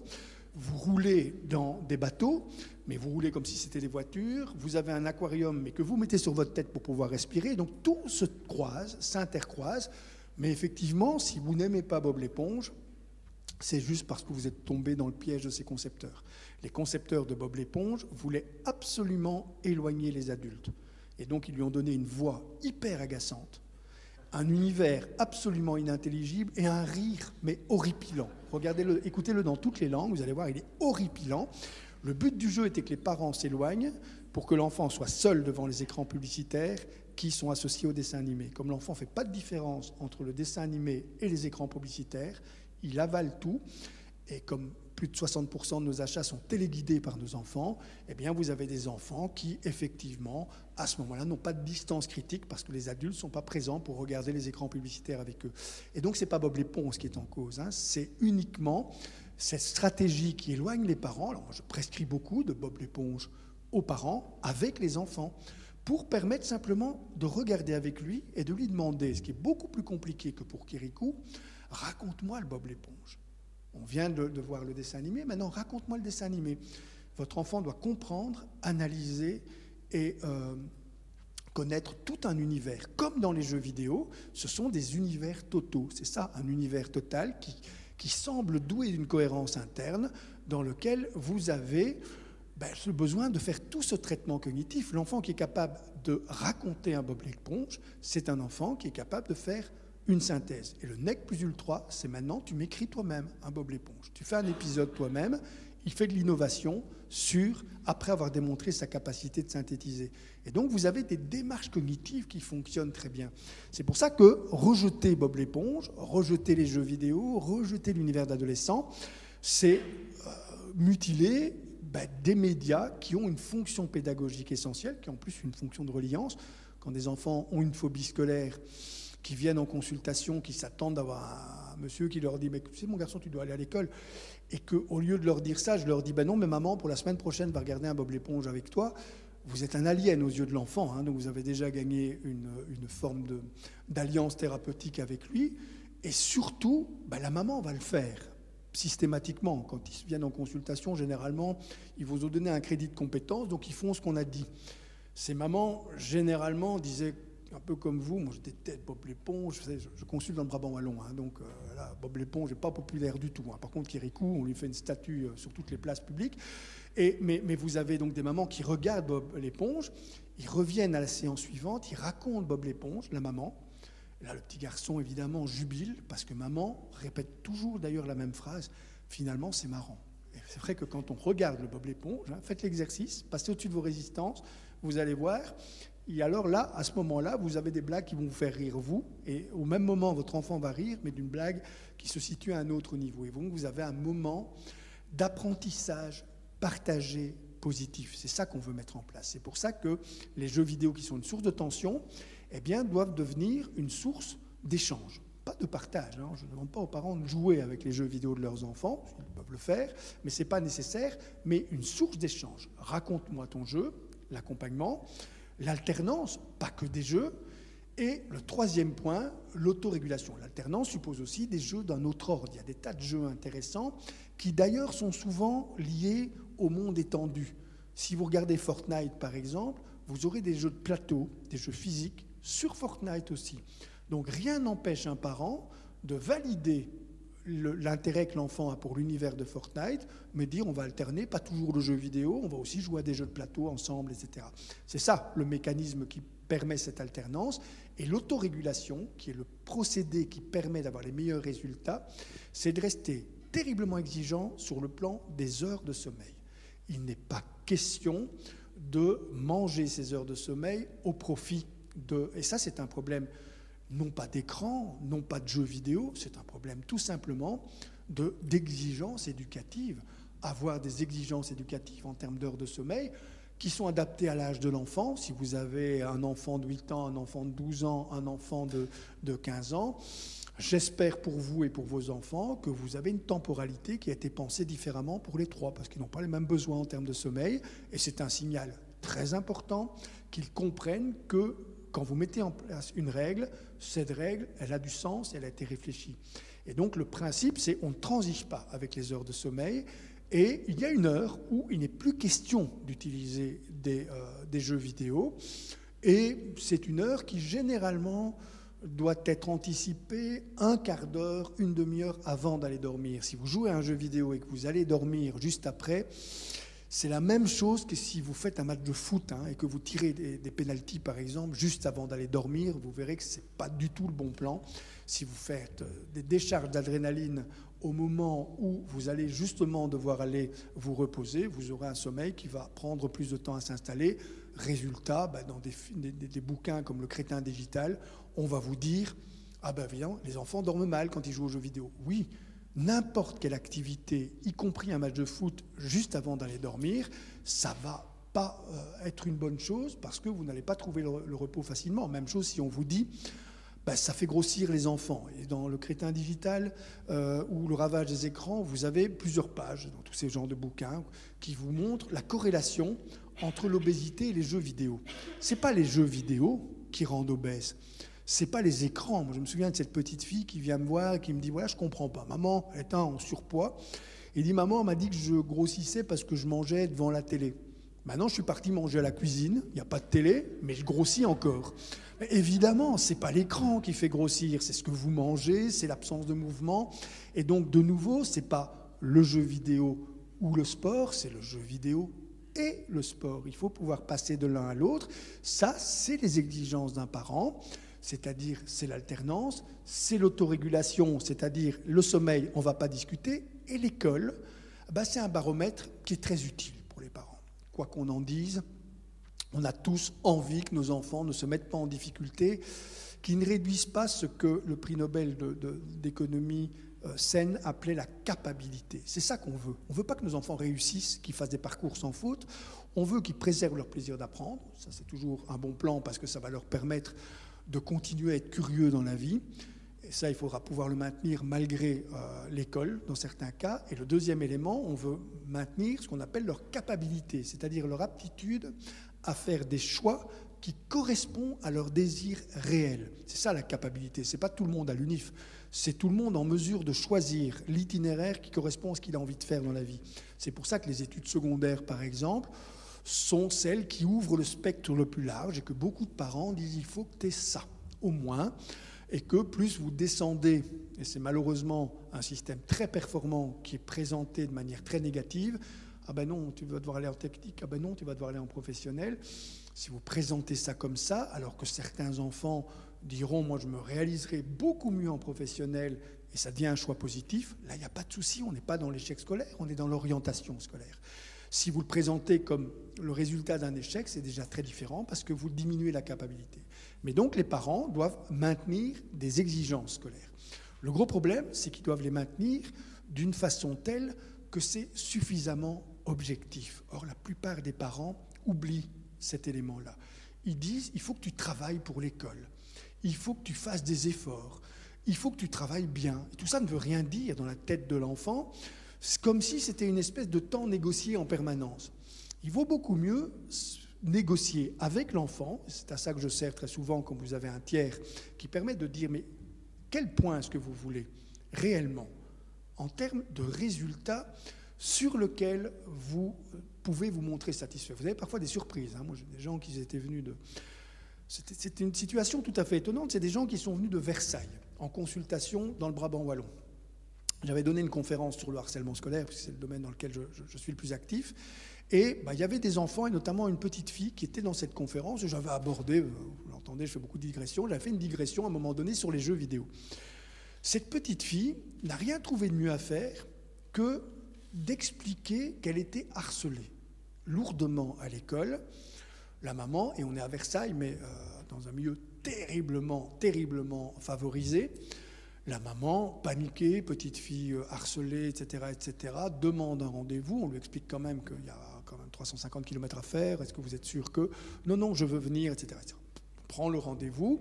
Ma petite fille a flashé. Elle a dit que vous aviez décrit le harcèlement exactement comme elle le vivait. Elle se retrouve en consultation. Elle me raconte une situation de harcèlement qui ressemble tellement à ce que j'expliquais que je me dis, celle-là est en train de me faire une théorie du harcèlement.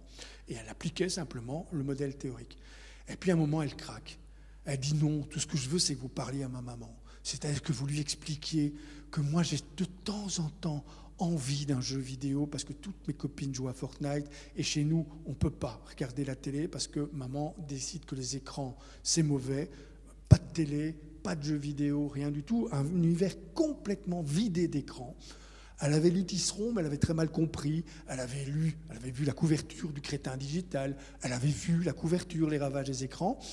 Quand je dis, vous savez, d'une part, les écrans, c'est pas dangereux. D'autre part, c'est nécessaire au développement de votre enfant. Et j'en vois très souvent d'ailleurs, les parents au magasin vidéo ou jeux vidéo de garde, en disant d'urgence, vous allez lui acheter ce jeu-là, ce jeu-là, ce jeu-là. Cette petite fille, évidemment, on se dit, waouh, enfin. La madame qui avait fait des kilomètres pour venir me voir, évidemment, elle obéit. Ils filent à la FNAC, ils vont acheter le jeu vidéo. On ne dérégule pas complètement, on autorégule. C'est-à-dire qu'on fixe un chiffre. Et je vous assure que dans cette famille-là, le chiffre, je n'ai pas su le faire descendre en dessous de 85%. J'ai essayé, parce que mais la petite me dit non, je vais y arriver. Je suis une très bonne élève, je vais y arriver. En plus, si j'ai un jeu vidéo, ça ira d'autant mieux. Mais là, je n'arrivais pas à descendre. En dessous, c'était on fixe 85%, le contrat était celui-là. Elle peut jouer aux jeux vidéo tant qu'elle veut, tant qu'elle reste au-dessus de 85%. C'est comme ça que vous privilégiez l'autorégulation. Dans une famille que je qualifierais de, entre guillemets, normale, on négocie de manière beaucoup plus souple et on demande à l'adolescent, par exemple, qu'est-ce que tu peux nous garantir ? Ce qu'on arrive très souvent comme résultat, c'est les branches fortes. Je vais jusqu'à 60% et je ne descendrai jamais en dessous, comme ça j'ai une petite marge. Et les branches faibles, je promets un 55%. On négocie vers le bas, parce qu'il vaut mieux négocier pour être sûr d'atteindre. Et là, on ne discute pas du rapport aux écrans si tu remplis ta part de contrat. Je vous assure que tous les adolescents ou les enfants, parce que ça peut commencer très très tôt, sont capables alors d'autorégulation, c'est-à-dire qu'ils se disent, moi ce que je veux, c'est pas seulement jouer aux jeux vidéo, c'est jouer aux jeux vidéo dans une ambiance sereine.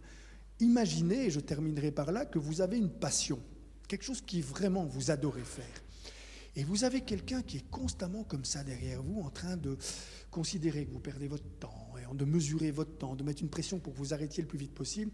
Même le temps que vous passez et qui vous est concédé pour réaliser quelque chose qui est de toute façon dévalorisé aux yeux de l'adulte, qui est considéré comme une perte de temps, et pour lequel on n'attend qu'une chose, c'est que vous arrêtiez de le faire, vous allez perdre une énorme partie du plaisir que vous aviez à réaliser l'activité. Et donc, l'adolescent, l'enfant, ce qu'il veut, c'est pouvoir jouer aux jeux vidéo dans une atmosphère sereine. Donc si vous fixez des critères très précis, le système d'autorégulation, généralement, fonctionne très très bien. Autorégulation, alternance, accompagnement.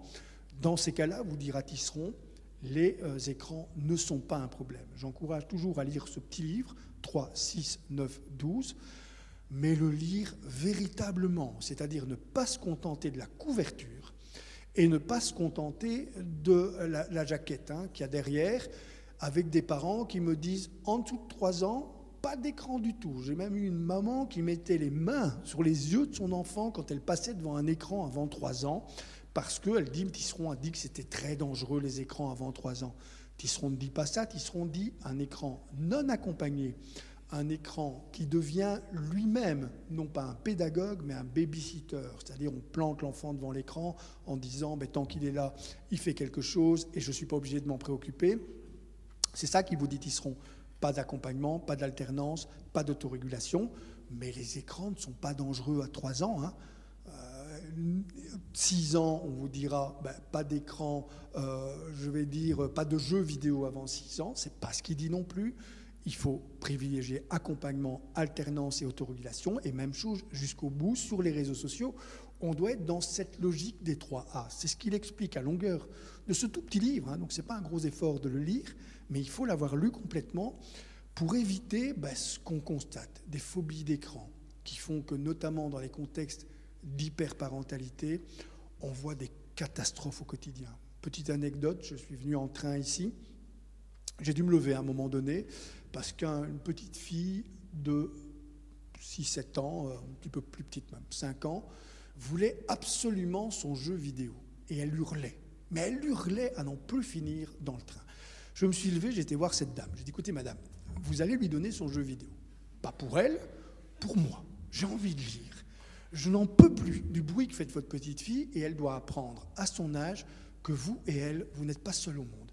On lui apprendra après que ce n'est pas une bonne façon de demander dans ces cas-là, mais l'apprentissage qu'on a effectivement, et quand je vois des parents qui sont dans des jeux, dans des restaurants, et qui donnent un jeu vidéo à leur enfant en disant « moi j'ai envie de parler avec papa ». Et donc occupe-toi, c'est beaucoup plus sain que de se taper à longueur de repas les conversations insignifiantes d'un enfant, parce qu'un enfant de 3, 4, 5 ans, ce qu'il peut vous dire à longueur de temps, c'est pas toujours passionnant. Et donc on doit pouvoir aussi se réserver du temps entre adultes en lâchant du lest sur les écrans.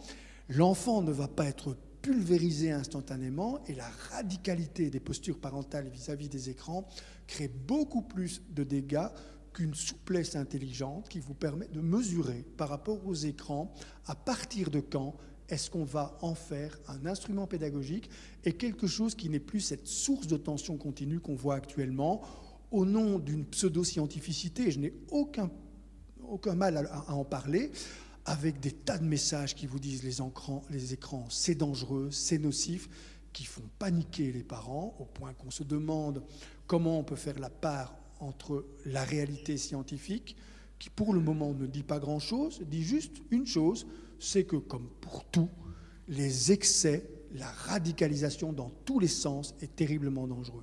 Mais on est beaucoup plus dans le danger d'un enfant qui se marginalise complètement, par exemple, dans une classe, quand 80% de la classe joue à Fortnite, échange à propos de Fortnite, et que votre enfant est obligé de dire « moi je ne peux pas, je n'ai pas le droit ». Alors certains arrivent à tenir cette posture-là, pour d'autres c'est beaucoup plus difficile. Une souplesse intelligente par rapport à des écrans qui ne sont pas des bons babysitters, donc ne me faites pas dire ce que je n'ai pas dit, mais qui, quand ils sont utilisés intelligemment, à la fois par l'école et par les familles, sont de remarquables pédagogues.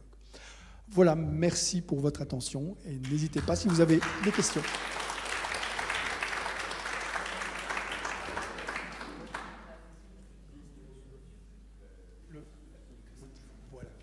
Voilà. Qui désire poser une question? Oui.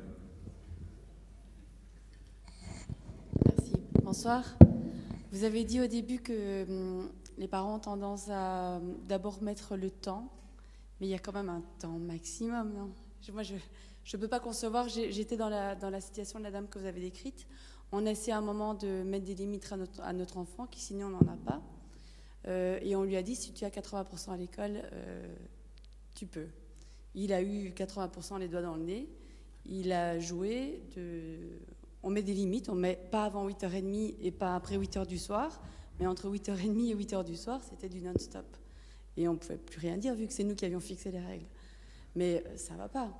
Enfin, moi, ça ne me convient pas, 12 heures de... C'est pas possible. Pourquoi ça ne va pas? Le gros problème, il est là. C'est-à-dire, au nom de quoi est-ce que vous déterminez que ça ne va pas? votre petit garçon, 12 ans, oui, se développe visiblement très bien, respecte la règle, qui est quand même une règle que vous avez fixée par le haut, 80%, c'est quand même très très bien, à part votre angoisse à vous. Je peux vous dire, je ne suis pas sûr que je suis une bonne mère en laissant faire tout ça. À part ça, que craignez-vous? Votre enfant est en train de se développer d'une manière absolument harmonieuse sur le plan des résultats scolaires, et vous avez en plus fixé une temporalité qui est préserve de son sommeil. Bravo, vous avez superbement joué votre rôle de maman. Mais pourquoi vous voulez absolument être une hyper-maman? C'est-à-dire quelqu'un qui va au-delà de ce rôle que vous jouez superbement. C'est ça le problème de l'hyperparentalité. C'est les petites voix que vous avez dans votre tête. Sois parfait, fais un effort, sois forte, qui font que pour vous, ça devient un problème. Votre enfant, il a gagné. Hein. Il a gagné parce que vous avez négocié intelligemment. Maintenant, il y a une petite vibration dans votre tête, c'est celle-là qu'il va falloir faire taire. C'est pas votre enfant. Rassurez-vous, il jouera moins. Il jouera moins progressivement. On le voit dans toutes les situations dans lesquelles on n'a pas problématisé le rapport aux jeux vidéo. L'enfant de lui-même diminue au moment où il y a d'autres centres d'intérêt qui se mettent en place. Proposez l'alternance d'autres activités éventuellement. Ne lui mettez pas un agenda de ministre, comme je vois certains enfants avec des occupations multiples, au point que ces pauvres enfants n'ont même plus le temps de s'emmerder. Ça, c'est dangereux. Un enfant doit pouvoir s'ennuyer, doit avoir des plages dans lesquelles il ne fait rien. Quand je vois certains week-ends et certains mercredis après-midi d'enfants, ce qu'on leur propose de faire pour cadenasser leur temporalité et pour surtout, un petit peu comme dans votre cas, répondre à votre angoisse du temps vide, du temps perdu. Votre enfant ne perd pas son temps si, je ne sais pas quel jeu il joue. Fortnite. Eh bien, vous avez un enfant qui est en train de stimuler son cerveau pour réussir à l'école sur le plan de l'intelligence conceptuelle, sur le plan de l'intelligence verbale, et en plus, il va avoir une intelligence topographique, émotionnelle aussi, parce qu'il joue certainement avec d'autres, et collective, qui a été superbement stimulée. Bravo, vous jouez très très bien votre jeu. Sortez d'ici complètement détendu, et je vais vous dire simplement, foutez-lui la paix. C'est ça la leçon. Laissez-vous respirer et laissez-le tranquille. Vous verrez que l'éducation devient alors quelque chose de beaucoup plus naturel. Est-ce que tu peux répondre avec le micro, comme ça, comme on enregistre, c'est mieux. Ok. Merci. Vous avez parlé au début de l'envie d'explorer un monde virtuel. Oui. Versus l'envie d'explorer, j'ai envie de dire, un monde réel dans l'imaginaire. Je prends l'exemple, c'est quelque chose que j'adore faire avec mes enfants, c'est aller se promener au parc et s'imaginer qu'on est dans un monde rempli de trolls et de chevaliers. Pourquoi est-ce que l'enfant, j'ai l'impression qu'il y a une situation de facilité par rapport aux parents, de le laisser explorer un monde virtuel là où il pourrait développer son imaginaire dans un monde réel? Alors, pourquoi faire l'un au détriment de l'autre? Le principe, vous expliquez très très bien la différence d'ailleurs entre le virtuel et l'imaginaire. Laissez-lui explorer les deux. C'est pas la promenade en forêt avec simulation de l'imaginaire. Là, vous avez raison. Hein, c'est pas la promenade en forêt, je vais dire neutre. C'est on va voir ce qu'il y a dans les arbres, imaginer les sorcières, etc. Et aussi l'espace virtuel. Ce sont deux sources différentes. Vous enrichissez vos enfants quand vous mettez ces deux sources à leur disposition. Le gros problème, c'est que les parents ont tendance à parler en termes de « ou », là ils doivent parler en termes de « et ». C'est la même chose avec la lecture. Évidemment que la lecture, vous savez, si vous prenez 3 photos, je les ai dans mon bureau et je les utilise très souvent avec les parents. Une première photo avec les résultats scolaires en primaire. Deuxième photo, le même groupe classe en secondaire avec les résultats scolaires. Et une troisième photo avec la réussite socio-professionnelle ultérieure. Vous allez voir qu'entre les 2 premières photos, il y a une corrélation absolue. Si votre enfant a de mauvais résultats scolaires en primaire, désolé, je ne vais pas vous encourager, mais ça va se maintenir. En secondaire, généralement, ils ont le même style de résultats. Il y a une corrélation, pas une causalité, mais une corrélation.